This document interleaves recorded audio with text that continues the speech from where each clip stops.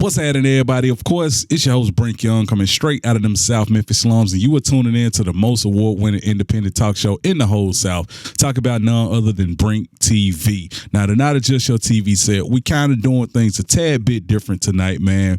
We actually got a guest. We're talking about my guy, Israel Doctrine. How you doing, man? Peace. I'm good. Hey, first and foremost, I got to say thanks for being a guest on the show. You know, it really means a lot to have you kicking it with us tonight because we got a lot to talk about, man. You actually got a documentary, brand new documentary out, and I'm going to be honest, it's kind of controversial, but we go deal with it. We go talk about it tonight. But first, let's go ahead and get into some background, man. Where exactly are you coming from? I'm in Parkin, Arkansas, right across the bridge, 30 miles away. Okay. So is that where I was created? Okay, so that's where you from. So let's talk about like being born and raised there. Like, what was it like coming up for you? Well, I was sent down here from Chicago when I was 10 years old. Okay. So, like I said, this is where I was created. So it wasn't no back in the woods place to me. It was home. Right. My father was here. I grew up in the bean fields, throwing mud clogs, playing football, cutting my face up. Doing all the things, you know, us Southerners did back in the 80s and stuff. Absolutely. So let's talk more about Chicago, because one thing I can say about Chicago and, you know, the Mid-South, these areas are very contrasting. They're very different. Chicago is a lot more up-paced. It's faster. You know, it's a lot more industry there. A lot more different language, different slang, you know, there. And then you got the Mid-South. We're talking about Southern hospitality. We're talking about good old home cooking, you know, hey, mind your manners, boy type stuff. Let's talk about the differences in being from the South or living in the South as well as living in Chicago. Well, when I grew up, they used terms like city slick, country slow, yeah, or whatever. So I had the best of both worlds. I learned from Chicago. I stayed in Cabrini-Greens. Wow, we talking about times. I was right. Yeah. That's historic, man. We're talking about Cabrini-Green, like he said, the place where a good time was pretty much the premise of the show was based in that building, as well as I know Cooley High, you know. That's history, man. So let's talk about coming up in Cabrini-Green. That's probably one of the most dangerous housing projects I've ever heard of in the whole United States. What was it like for you? Well, it was a lot of murdering and stuff going on. Cocaine just came out, so they'll shoot through your windows. The further up you stayed, the safer you are. On the ground, the project business was life and death. I mean, you can get sprayed up. You know, in the South, it's a little different because all the houses is 3 to 2 feet high. But up there, I was on the 11th floor. I was free from it all. Absolutely. I did get heights being up there in 1102, like, whoa. Yeah, man. Hey, definitely shout out to everybody out there in Chicago, from Chicago. I actually just came back from the Windy City, so, hey, I ain't exactly experienced all the Cabrini-Green, you know, ish, you know, like I ain't experienced it while I was there, but it was definitely a dope city, amazing trip. But let's go ahead, man, talk about the elephant in the room, man. We got to talk about this documentary. The documentary is called What Happened to That Boy. Now, of course, with that, you know, it deals with topics. It deals with, I would say, celebrities. You know, it deals with notable figures. Tell us about this documentary. Well, it's something I had on the plate for a while now because I've been dealing with this topic since 2017. It deals with YouTube, the conscious community, the rap community. It deals with everything that Black life is made of because the conscious community consider themselves the vanguard of Black community. So the vanguard. So when I got into it, I didn't know what I was touching. I just wanted to interview a guy by the name of Hassan Campbell, which most people may know on YouTube now. Jay Prince, he dissed everybody from Farrakhan to blah, blah, blah. But most people don't know that on YouTube, they have created this type of monster to control the industry from the outside. Yet The insiders are running the outsiders, controlling the industry. I feel like I'm Tupac. Back in 96, that's all I listened to. I basically manifest this life that I'm dealing with right now. All right. So you mentioned you say his name is Hassan? Hassan Campbell. Hassan Campbell. So what would you say is his role or what is his position as far as the documentary is concerned? Well, it's based off of him asking, what happened to the boy. He asked this on Queen's Flip, which is a New York big urban platform. And Queen Flip act like he didn't hear him.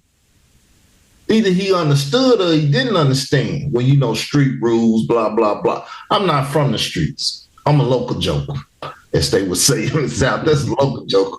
So when I heard it, it offended me because he was out here asking for money, asking for help for the community and stuff.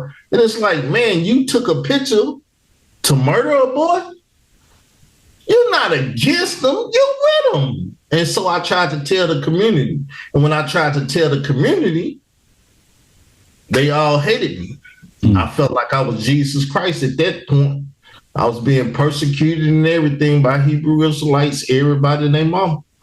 So from what I'm able to gather, it sounds like when the Hassan guy, who is a notable figure, it sounds like when he touched on a topic and you kind of wanted to maybe illustrate it a little bit more, the viewing public kind of turned on you and kind of rolled with his side. Is that what you're saying? Yeah, because he was running with Troy Doctrine. He was running with Sonnet. He was running with the major players. But the major players seen how I was beating them up and they started begging me, hey, leave him alone, Carl, leave him alone. And it's like, y'all not offended that he said, can I play it?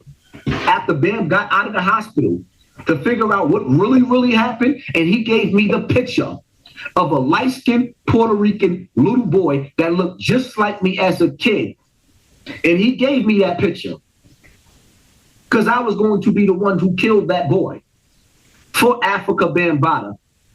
Now, who do you know go out here and brags in the community that they killing the youth and the community say, yeah, that's our man. We want to be behind them and stuff. This is what happened, though. They heard that and they kicked against me and made me the enemy.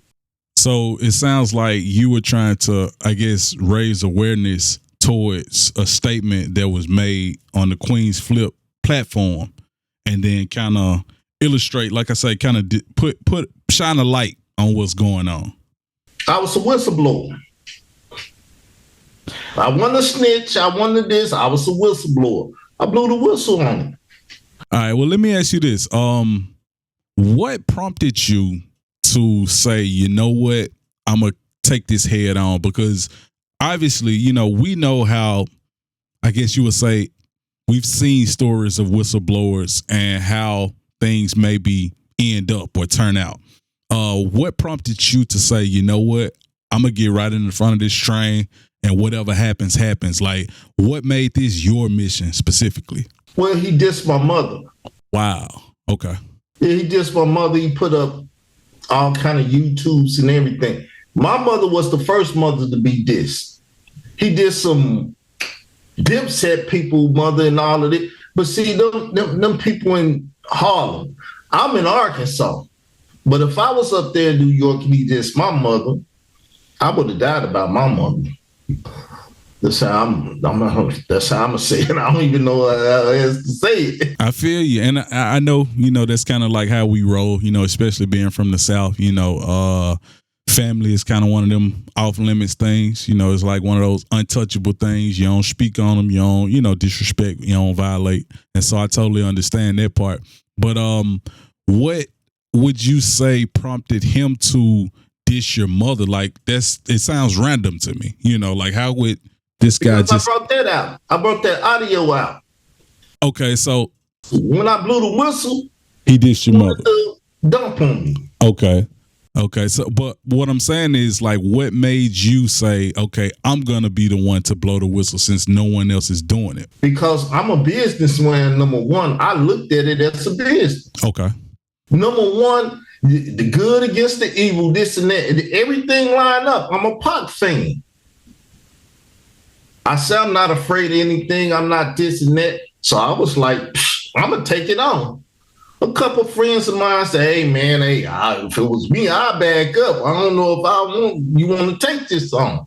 But me, I took it on. And I went and found Khalil Money, which was the key to it all, because he was the first writer to inform the community about her son. And Troy Star Terrain was out here lying. I did this and I did that. I said, "No, you ain't do nothing. This is the man that did." And so once I did that, it destroyed everything. I became the most hated. Let me ask you this, because I mean, we could speak on the agitators and maybe the people who are, taking the other side. Have you gotten any support, or were you able to gain any support with being the one to blow the whistle and make this situation a little bit more, create more awareness for the situation? Well, I had Khalil Money.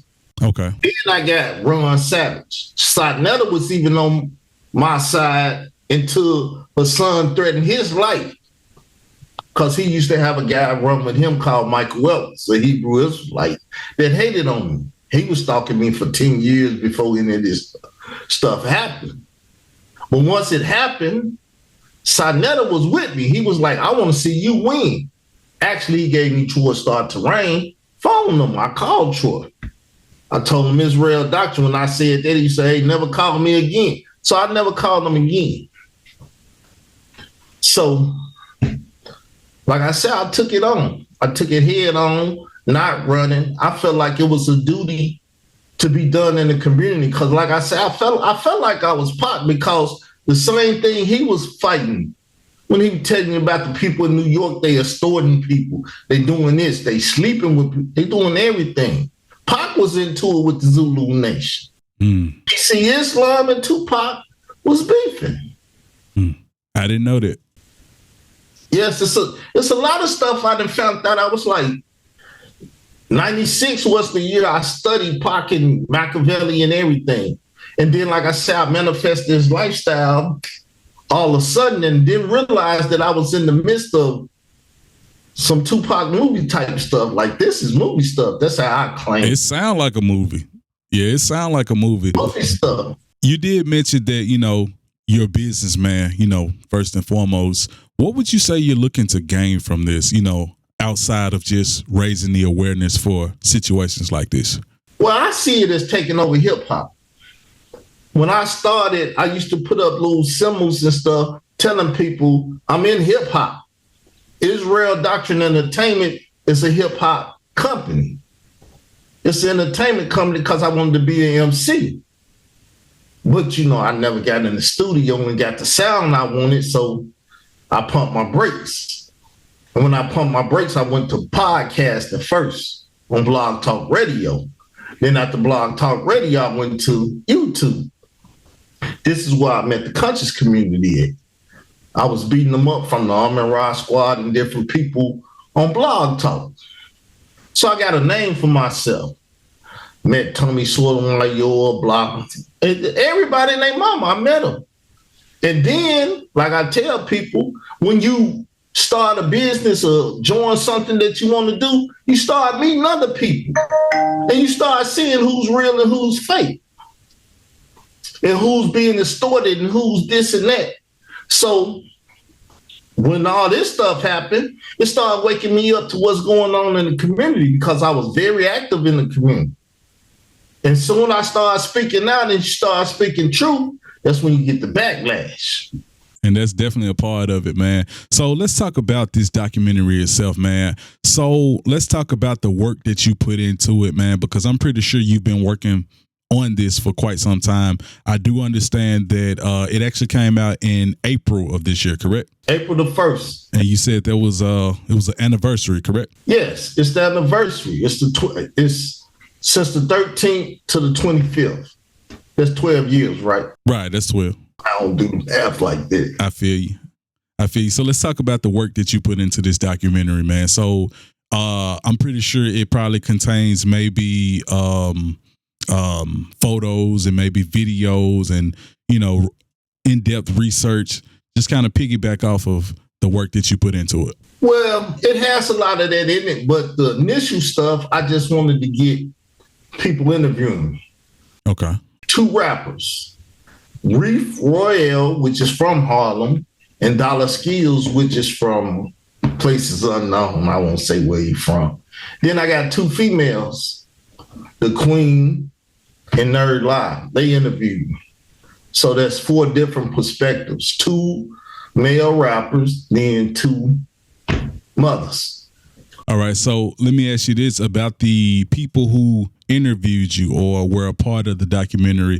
Were they reluctant at all to be a part of it? Like, did they feel like, I don't know if I should deal with this or what? They didn't even ask a question because they knew how much work I already had put in.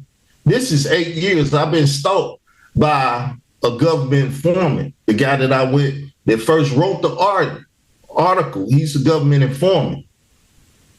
He used to deal with Yahweh Ben Yahweh down there in Miami when they was cutting off heads and stuff. The Hebrew Israelite thing, I don't like no Hebrew Israelites, man. I got a problem with them. But yes, Khalil Money has stalked me for 8 years because I brought him out here and I corrected everything. But once I corrected everything, the people that was running everything, towards Doctrine, Layla Wheels, and hip hop that stands with survivors, they took Khalil and said, you work for us now. But Khalil had nothing to lose because he was already a government agent. So keeping secrets and help hide stuff for the government or whoever, he had no problem with it. So he turned on me and started attacking me, talking about beef. I'm like, I don't have beef over YouTube. Where I'm from and listening to Tupac, beef gets you killed. And if you ain't trying to kill me and I ain't trying to kill you, we ain't got no beef. But if you that mad and you want beef, we can take it up on YouTube. People just ain't been watching it for the 8 years that it's been going on. All right, so let's go ahead and talk more about, you actually mentioned that, part of your reasoning behind this was to get further into the hip hop industry. At this stage, you mentioned, you didn't really get a chance or opportunities to get in the studio and, actually record and get the music out to your liking. What would you say would be your role in the hip hop industry at this stage? At this stage, I got Israel Doctrine. This is finally in Arkansas. It was in Chicago. So it's time to start signing artists. I'm a beat maker. So I'm starting to deal with Ableton Live and Machina. I'm getting the beats up. So it's time to take a couple young people, school them, and put them out there in the industry and basically start my own industry outside the Ashkenazi Jew. See, I got a very, very radical mindset. So my thing is take over, domination. But, people gonna hate. So that's my. Let me ask you this. Like, okay, so I totally get the taking over part. I totally get the domination part. What to your knowledge, in your own words, why would you say no one who's already well known in the industry has tried to mimic or take on this challenge that you're trying to take on? They done sold their songs in the industry. Players have threatened their lives because the players play for the home team, the Ashkenaz. And they said because Tupac, ECE and stuff, their lives was threatened before it was taken by the Ashkenazi Jews and the this, that, and everything. You had Khalil Muhammad running around. He was radical, this and that. They'll kill you. But see, people are afraid to die. I'm not afraid to die. I died in 2003.